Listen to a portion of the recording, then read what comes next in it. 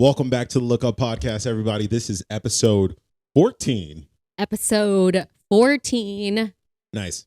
Which is exciting. We're still in season 1. We're planning on doing, like a season 2 where we will actually have some guests and you guys aren't just listening to us. I mean, Right. I think we have good conversations, but I think it'll be just that much more elevated, being able to like have these conversations with different guests and stuff. Right. So we have a lot of cool things planned later this year, a lot of big stuff. So, but yeah, we're excited. It's your host always, Alani.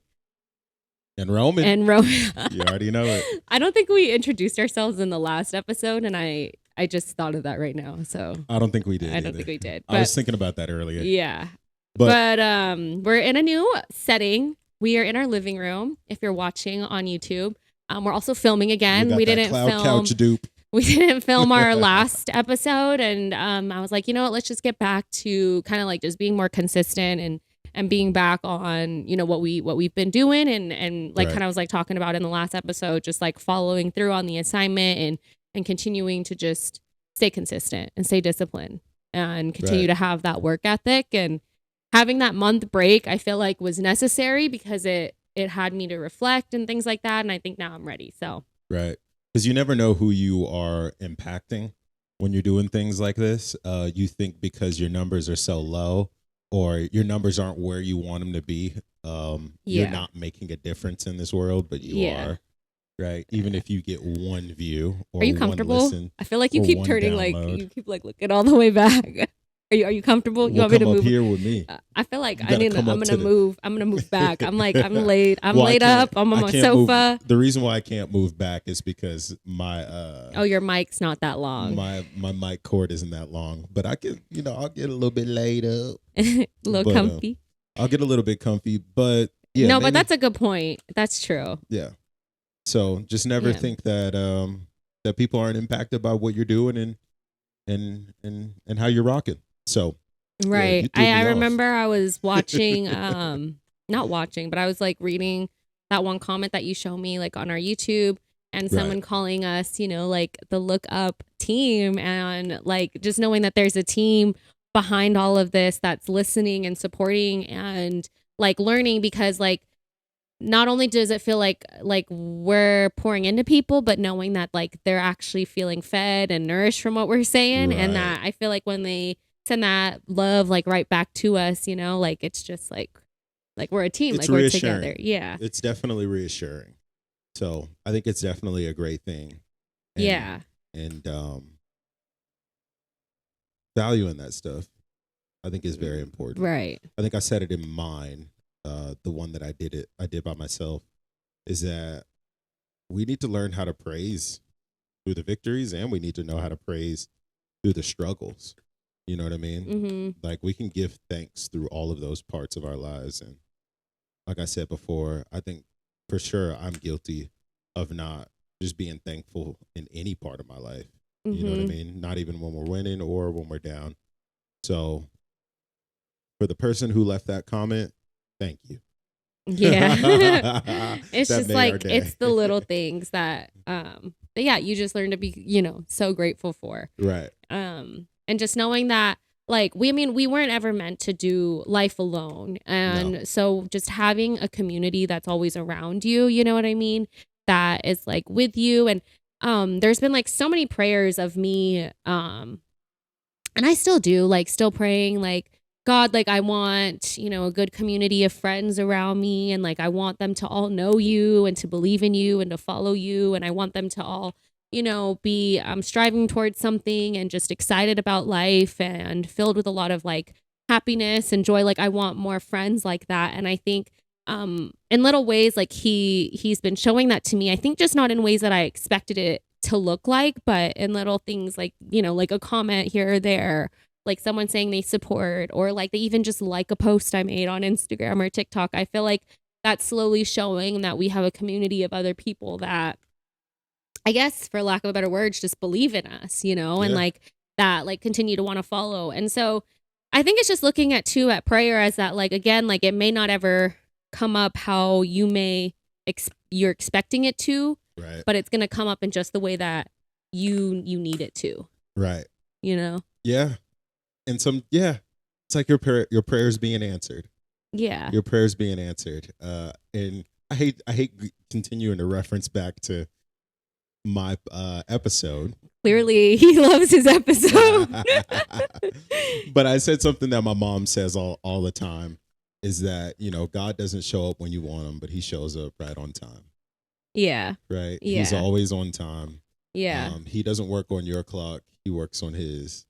And he has a grand plan. He's got 7 billion people he's got to, help or navigate through their lives. And sometimes he's got to do work over here in order for this opportunity to open up here. But it's going to take a few months, or it might take a year. It might take 2 years or 3 years. Yeah, and you may need to go into other industries, or you may need to do other things that are totally in your mind, like not aligned with what you feel like you need to be doing right now. But you need to do this that's going to lead you to do that, or that may introduce you to this person that'll pull you down this path. It's like all those little like fine lines that need to happen in like the whole grand scheme of things. It's like really knowing and understanding what the end goal and purpose is. Right. And just maybe, maybe you do need to do this other thing right now to make the bread, but you have your passion here that you're going to use that bread to help fuel that passion. You know what I mean? Right. Yep. I agree 100%. And I think praying for the discernment, being able to know. Know. Yeah. The wisdom, really. The wisdom, the guidance, and to be able to identify what's God's voice and what's not God's voice. Because, everybody's path is different. Some people out there need to quit their jobs. And they need to, dive headfirst into a business to feel fulfilled in this season. Or some people that have not been employed for a while, and this is just an example. You haven't been employed for a while, and you're trying to do your own thing in terms of starting a business. You might need to get back into the working world, right? And it's like what you mentioned. It just might be that period in your life where it feels like a step back, but it's just not. It's just a little detour that you got to make to get to where you need to go. So I 100% agree. And we all have our own journeys, and I think that's like one of like the strongest prayers, to ask for is for God to grant you the wisdom and to help guide you and to help make a work in you as well. That way you can just, like you said, know where you're headed. Right. And I think there's something in being meek. I was looking up this word for one of the essays that we did for class, and I think sometimes meek can almost have a synonymous feeling of feeling weak or feeling helpless, but really, when you can approach everything meekly. It says in the Bible that the earth is to those who are meek, or for those who are meek. And that's just being subservient and being willing and being open and not letting your ego take over in any instant. Right? Because I don't know where I read this, but there's a quote. It's just that never will I feel superior to another man because I know that he is advanced or he is better in some way than I am. It might not be in ways that I think is important, but in some way, this man is better than me in some way. And I think if we can approach life like that, because I'm cocky, I just am, and I have a lot of pride, and I have a lot of, you know what I mean? I'm glad you're aware. And if I can work on that, I think people who are that way, I think they're just bosses in life. Every person that I've met that's like been successful, they're meek. Like they don't walk around like a big boss. Like what's the number one thing that most people say when they meet like a really successful person? Wow, he was really cool. Wow, he was really down to earth. You know what I mean? And I think that is meekness. You know what I mean? And I think the earth is to those who have that character trait. So that's something that I've been thinking about lately and I want to work on.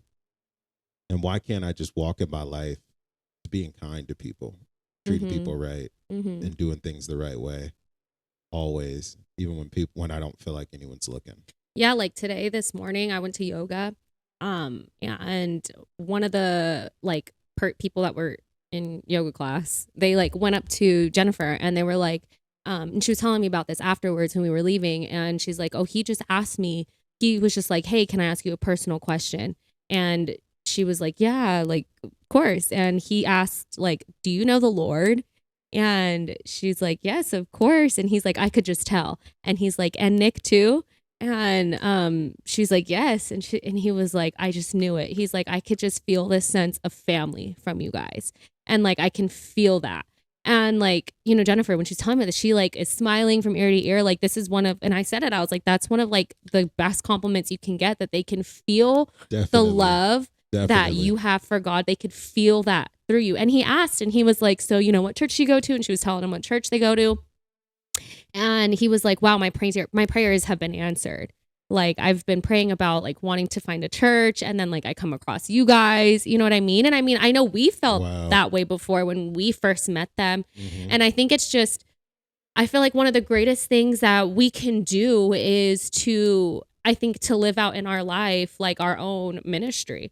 And I think it's also just shaping in the idea of like you tell me about this all the time. Like this is what we're doing right now as a ministry. It is. Even when we're not explicitly talking about God, like with the clothing brand and things like that's still a ministry. Right. And I think it's just, if you live out that way and that sense of like, everything I do is a ministry, everything that I'm doing for the glory of God.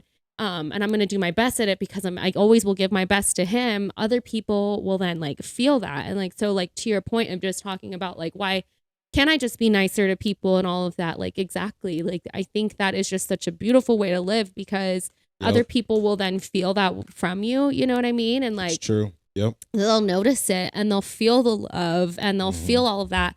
And sometimes that's like exactly what they need in order to feel, who God is, and really discover all of that too. Right. 100%. I mean, we are the church. Right. Wherever we go, the church is with us. Where two or three are gathered, right? The Lord is there, right? We got Audie here, me, you. I know. God is in this house. If you guys have been seeing her, she's been hopping across our lap. She's throwing her toy in our face. Like, if I don't hold her toy, she's going to have to fit. So she's spoiled. Yeah, she makes you hold her bone so she could chew it. And then when you drop it, she stares at you and like cries. Just like, are you stupid? Pick up my bone right now. But it's so true. And I think the number one place that we can start is with our family. Right. Right. How like quick right there in your home. How quick are we to make strangers feel good and help strangers know God? Right. Versus like the ones that are right around you. Instead of the ones that are right in front of you, people right next to you in your own house, your own household.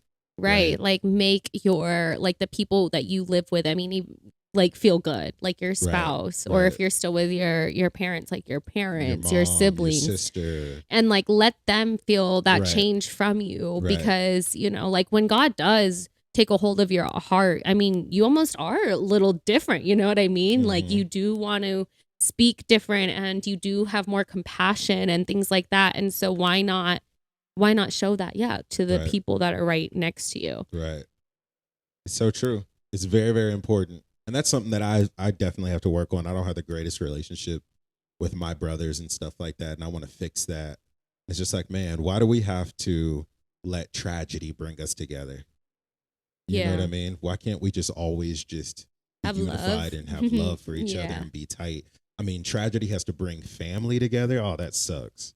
I mean, I get it bringing community together. That's something we got to work on for sure as a whole entire population, that togetherness. But when tragedy has to bring a family together, like you haven't seen family in so long, and it takes someone either getting hurt or pass away for you guys to come together and say, you know what, I love you.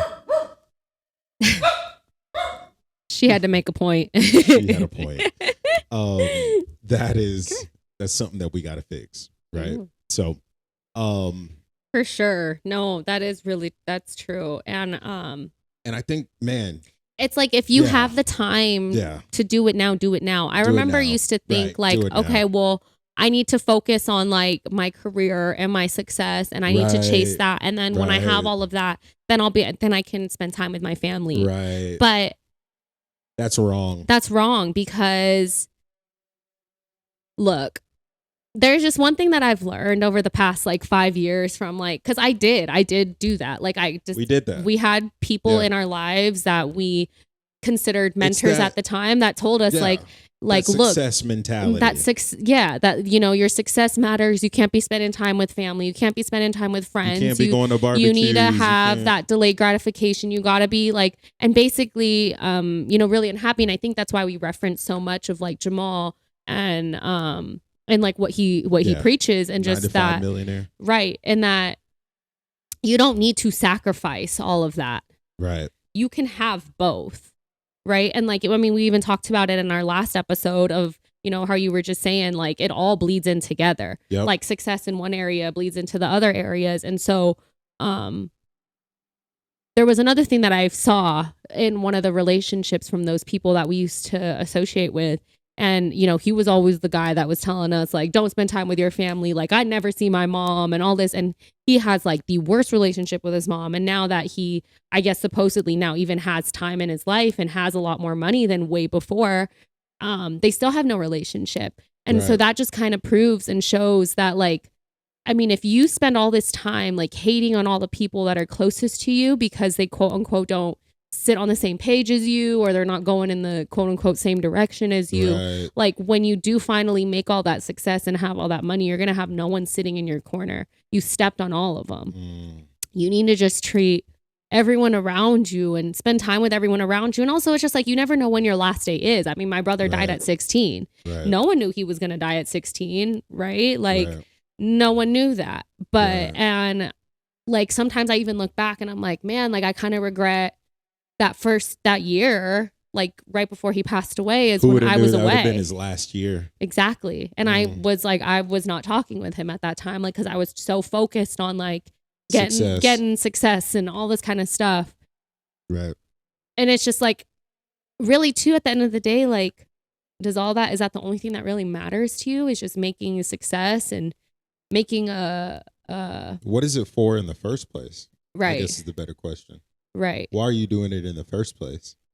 And like a lot of times I remember I even used to think, okay, well, for the legacy for them, like at least so they'll have money, but it's just like, they probably won't even want your money. You know what I mean? They won't even want you to be around them. Yeah. Because it's just like, they didn't want the money. Right. They just wanted the relationship. They wanted you. They wanted your time. Right. They raised you. These are the people that brought you up. And man, it's crazy that some people don't find value in that. There's so much value in that. Yeah, like we were just talking about, like, America's culture is the only culture in the entire world where it's like you're 18 years old and you're out. Right. I remember we were having lunch with my mom the other day and she's like, I just don't get that. And, obviously my family, they're from the Philippines. And she kind of, angled towards that. If the circumstances were correct, she'd probably still be living with her mom. She would. She would. The only reason why she didn't was because she ended up moving here to Las Vegas and like bought a home when they were still in California. Right. And so that was literally the only reason. And it's just like, looking back on how I chose to make decisions, right? Like, I mean, remember how before, even when we first kind of like stayed with them for a little bit, like they wanted us to stay. She wanted us to stay and like to stay maybe living. We should have. I know. I'm like, why did I put myself through so much more struggle trying to figure it out on my own and like be independent and stuff? And it's like, I don't know, right? And I was watching, I was just watching another episode of No For Sure.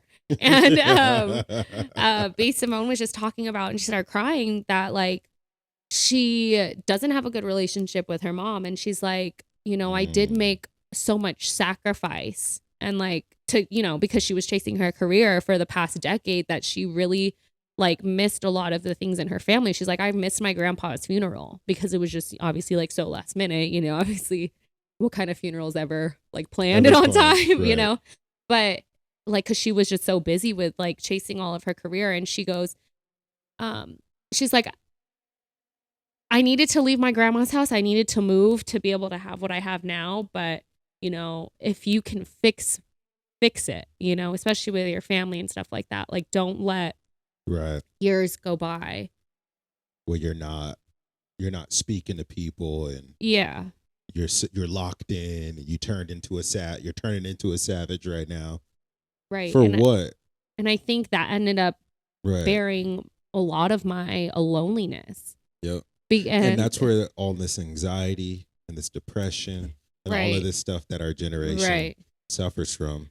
Because we believe, like, in order to be successful, we have to cut off friends and family because those are the reasons we're being held back or something. I don't know. Right. You know what I mean?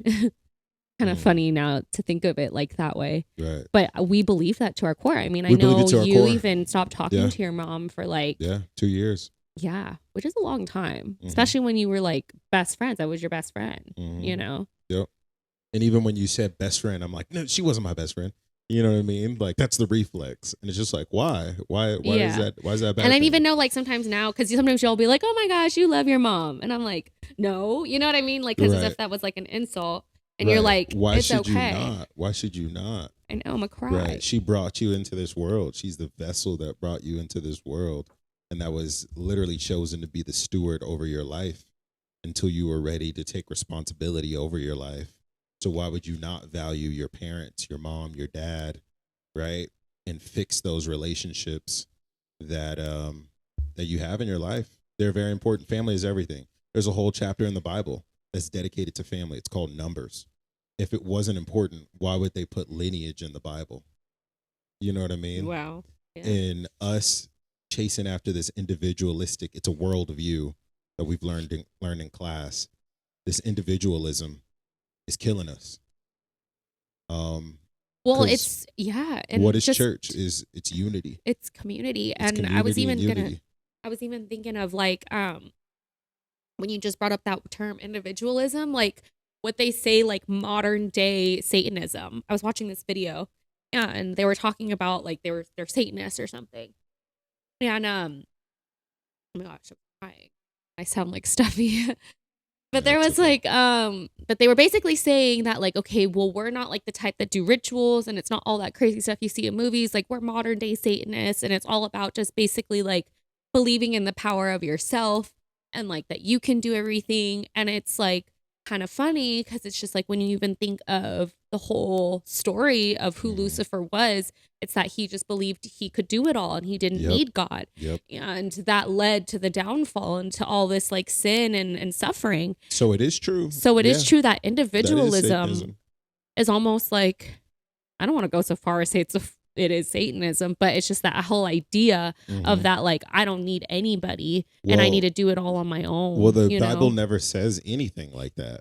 It doesn't say I can do all things through myself. It says I can do all things through Christ. Who gives me strength. And he's the one through a relationship. Yeah. Right. Through a relationship with Christ. Right. And that's why relationships are so powerful. Important. That's why I thought we were on the same word. And I saw your lips moving and I said, well, I'm already saying the power part. You were in the important. Just follow through. That's all you got to do. Okay. But that's why relationships are so important. I mean, what is this entire world but just relationships? I mean, you can even relationship. It's a big relationship. I mean, look at nature. I was just about to bring that up. This whole ecosystem is a relationship with one another, and we think that everything. I mean, I was talking about this with you the other day, that our mindset is so isolated. We think everything is an isolated event, but it's not. Everything affects everything. Yeah. And like the butterfly effect, the butterfly flapping its wings affects the tsunami across the world. Right. Rain affects the soil. And if the soil is right, then that affects the seed. The seed turns into the tree pollinates. Right. And I think so often, like, we can look at our own lives, like, well, what I do in my life will only affect me, but it doesn't. No. It affects everyone around you, even if you think you're alone. I think the statistic, this is from John C. Maxwell, is that you will directly or indirectly impact, I think it was 250,000 people in your life. If that's I believe that. If that's even, I believe I think that's the stat. You guys can fact check it or not, but directly or indirectly impact 250,000 people in your life not trying. Right. Like if you just think about like even just in a job and your family and like you talking to one person and how that made them feel, impacted that person next to them who impacted that person next to them who, you know what I mean? Like all of that because of maybe what you said or didn't say or whatever. You are not Yeah, and what I do don't affect nobody. Yes, it does. Right. Yes, it does. Don't worry about me, worry about you. No, we have to worry about you. Because what if you say something to this dude and that sends him off the deep end, and then he And I goes and think hurts that, somebody? like what you just said right there, like, don't worry about me, worry about you. No, but I have to worry about you. I feel like that statement right there is so powerful, because that just right there goes back to just like the power of a community. Right. And I think some people will hear that phrase and they'll say, you ain't got to worry about other people. You know what I mean? Right. Why are you worrying about everybody else? Worry about you. No, I should be worrying about you, brother. Yeah. I should be worrying about you, sister. Because I care. Because I care. And because I love. Yep. Because I think, like, you know how, like, I used to say it all the time, like, I could meet someone and at the end of meeting them, I can already say I love you. And they'll be like, you just met me. Or I feel like I could even say it to people I don't even know, really. And I feel like I have love for them because it isn't about me knowing them or not knowing them. It's just me knowing that they were made. They were, you know, like what Pastor Mike Todd was saying, they're all masterpieces from God. Right. And it isn't because, you know, anything that they've done or didn't do. No, it's just for the simple fact that God created you.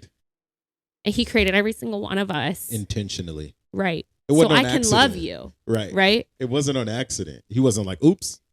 Didn't mean to make a you know how like some people used to joke around like, oh, I feel like God forgot to put this in me or this and that. No, he didn't forget nothing. No. You were made so perfect. Exactly how he wanted you to exactly how you were meant to be. Right. Yeah. You can say, man, I love rainbows, but you can't say, hey, for that reason, I'm going to stop getting lashes. I'm just kidding. Oh, wow. Gotcha. I just was thinking right now, let me change my appearance. That's a monument occasion, I know, guys. I'm not wearing them right now. And like, I always have them on, but I'm like, okay, well, let me take a break because I got sick and stuff like that, you know? And then like it's just, I feel like I'm getting a lot more attention. And then you were like, it's because you know, whatever. I looked rude or something. Or you said I looked ghetto. She looked a little bit ghetto with the lashes on. Couple flaps, she might fly away. She blinked because I do get them pretty thick. The thickest that it can go, I go. And but yeah, it's just knowing that regardless. I mean, nothing's wrong with lashes, but nothing's wrong with nothing. Plastic surgery, nothing. If you get it done, you get it done. But I'm just saying, it's just that you are already made so perfectly so that I can love you. Right. I mean, God loves you. I can love you. Right. You don't have to do anything in my eyes. You know, I mean, there's maybe things that I don't like about the things that you do, but that doesn't mean I cannot still love you. Right. And I think a lot of people think that love is earned. Right. Like respect. They feel like it's like respect. A false pretense. Yeah. Respect isn't earned. It's lost. You respect everybody. Respect should always be there for everybody. But it can be lost. It can never be earned. It's not something that you got to work hard towards and you get. And I think when you go to that place of saying that people have to earn something from you, you're putting automatically. Yeah, you're putting yourself automatically on a pedestal. Position. Yes. Yes, Jack. Yes, Jack. Yes, Jack. If you know, you know. Right. Okay, just checking all the time. But guys, thank you. We could keep going, man. We could. I'm in a good mood. I like sitting here on the couch, actually. It's very comfortable. The couch is lit. It's a comfy vibe. Let us know if you guys like the couch. If you like the couch too. I don't know. Maybe our conversations are a little bit different. And I'm excited to, you know, get all this extra mic stuff set up for season 2 coming down later in the year and like have some guests and like I feel like it's going to be really, really cool conversations. But on these couches, maybe, because we got a couple. I mean, yeah, we could fit people on the couch. We could have a total couch vibe. So, anyways, I have some ideas on who we're going to invite. 121, verse 1 through 2. Oh, I lift my eyes up to the mountain. Where does my help come from? Where does it come from, Audie? Gotcha. The maker of heaven and earth. Thanks, guys. Thanks for tuning in. Follow us. I think I said before our Instagram handle was Lookup Pod, but it's actually the Lookup Pod. I was trying to log in because I deleted the Instagram app. You know, trying to like get off of it. Shout out and to anyways, the Lakers. I re-downloaded it and I couldn't remember it. So, anyways, side point: follow us on Instagram, TikTok at Laker the Nation. Lookup Pod. Comment on our stuff, like continue the conversation down below in the comments there on YouTube. We love to read it and we appreciate you guys and all the love that you give. So talk soon and see you next week. Bye. Bye.